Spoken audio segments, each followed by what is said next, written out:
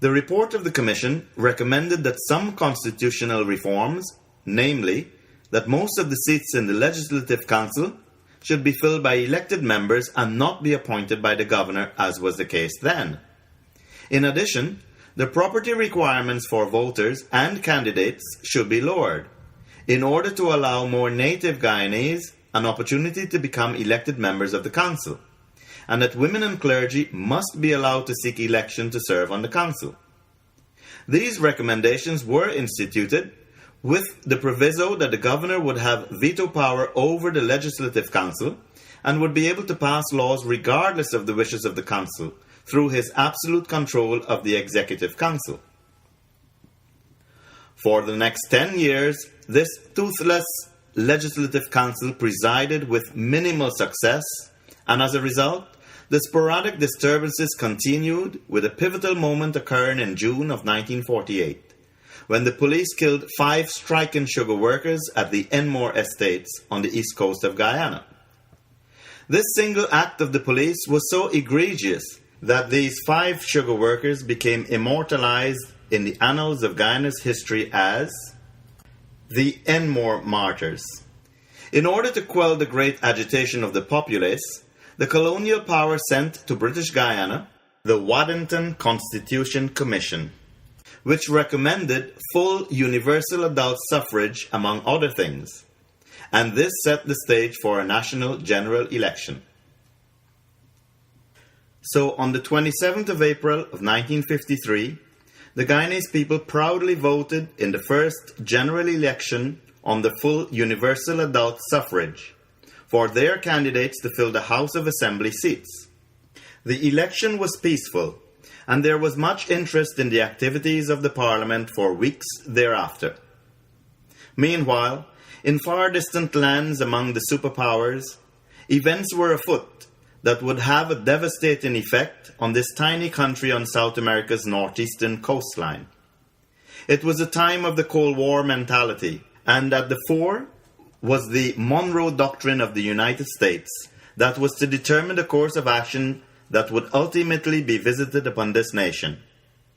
Great Britain, the colonial power that held British Guyana as a colony, was greatly alarmed that Dr. Cheddi Jagan, the leader of the party that won the elections in its colony, was too friendly with communist organizations.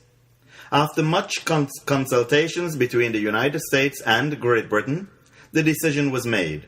And on the 9th of October of 1953, a mere 6 months after the elections, the British Navy and Army units arrived.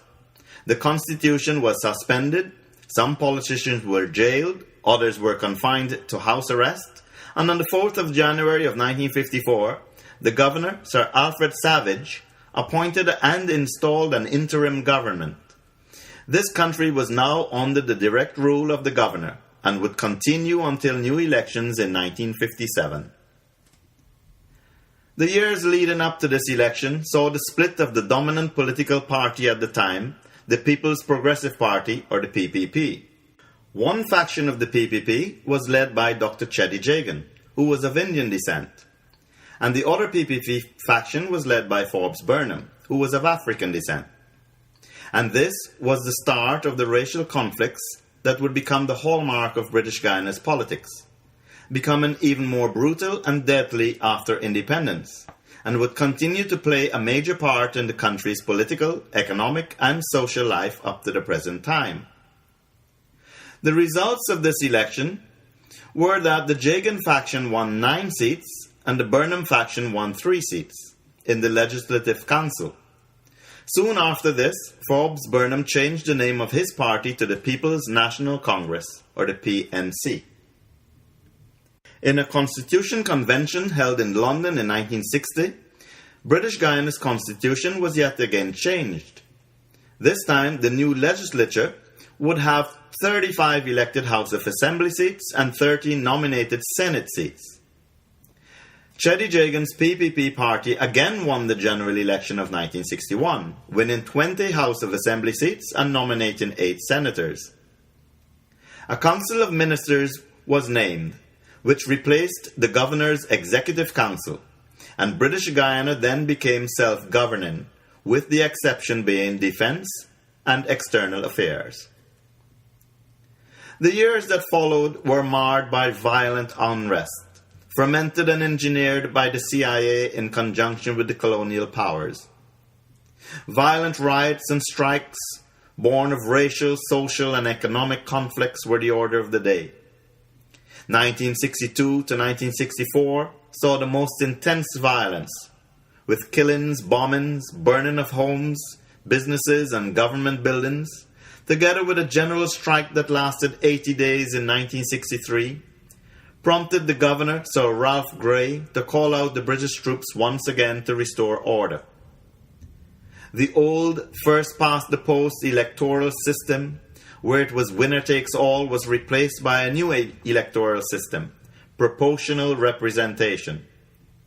It was hoped that this would reduce the number of seats by the PPP, thus preventing it from attaining a clear majority. So with this new system in place, British Guiana went to the polls once again in 1964. The election was contested by the PPP, PNC, and a relatively new party formed in 1960, the United Force, or the UF, led by Peter de Geer, a prominent businessman of Portuguese descent. And in the political climate as it was in British Guiana at the time, the UF party drew its support mainly from the Catholic Church and the small Portuguese, Chinese, and Amerindian population. The PPP won the election with 45.8% of the vote, which translated into 24 seats. The PNC got 40.5% of the vote, or 22 seats. And the UF 12.4, or 7 seats. The governor, Sir Richard Lute, asked Forbes Burnham of the PNC to form a coalition government with the support of Peter de Geer's UF party. 2 years later, on the 26th of May, 1966, British Guiana was granted independence and adopted the name Guyana. But the legacy of this racial and violent beginnings would continue into the future and become a blight on the nation, coupled with an increasingly dictatorial stance by the government more intent on acquiring power and wealth than the advancement of the nation, evidenced by massive rigging of elections with the direct involvement of the CIA, did not bode well for the future. On the 23rd of February of 1970, Guyana completed its achievement of nationhood when it became a republic. Violence in its treatment to any form of opposition became the order of the day. With shortages of even the most basic foods, the country slid down a slippery road to impoverishment. This led to a massive brain drain of the very best minds from the country, and as many people who could migrated to countries in North America and the United Kingdom, and over the years helped remaining family members to get out. It was the sole aim of most of my friends to one day leave our native shores in search of a better life. No matter which country, any country would suffice, as life in Guyana had become intolerable indeed.